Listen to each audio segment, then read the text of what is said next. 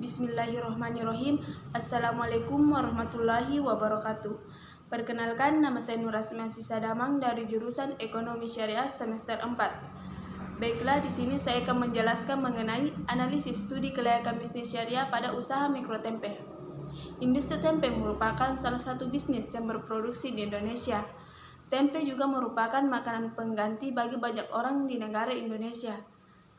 Baiklah, pertama-tama saya akan menjelaskan mengenai apa pengertian studi kelayakan bisnis syariah itu sendiri.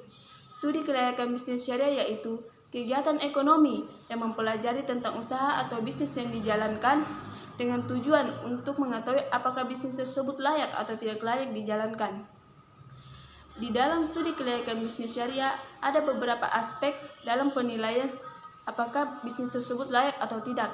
Yang pertama yaitu aspek hukum, kemudian yang kedua aspek pemasaran, yang ketiga aspek keuangan, dan yang keempat aspek manajemen, yang kelima aspek ekonomi dan sosial, dan yang keenam aspek dampak lingkungan. Di dalam studi kelayakan bisnis syariah, aspek pemasaran dan aspek keuangan sangat penting karena aspek pemasaran yaitu sebagaimana usaha kita dapat menguasai pasar, apakah produk kita dapat diminati oleh masyarakat pasar, baik dari produk, harga, maupun promosi.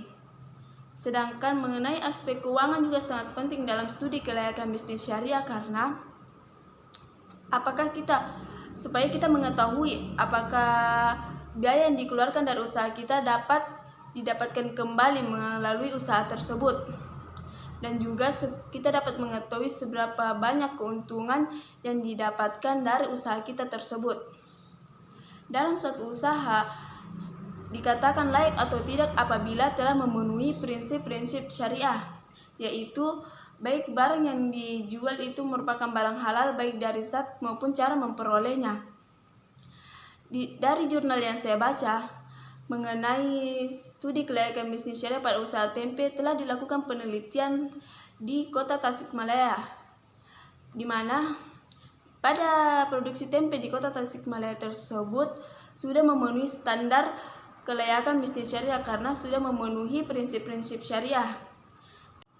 Namun demikian, berdasarkan hasil wawancara dan observasi pada usaha tempe di Tasikmalaya ini masih terdapat beberapa masalah, baik dari aspek keuangan maupun dari aspek pemasaran.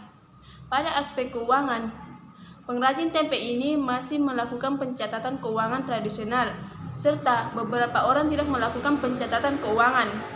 Sedangkan pada aspek pemasaran, harga produk berbeda dengan kualitas produk. Oleh karena itu, di dalam penelitian ini disarankan agar para pengrajin tempe dapat membenahi manajemen usahanya agar bisa mencapai peningkatan yang maksimal dalam usaha tersebut.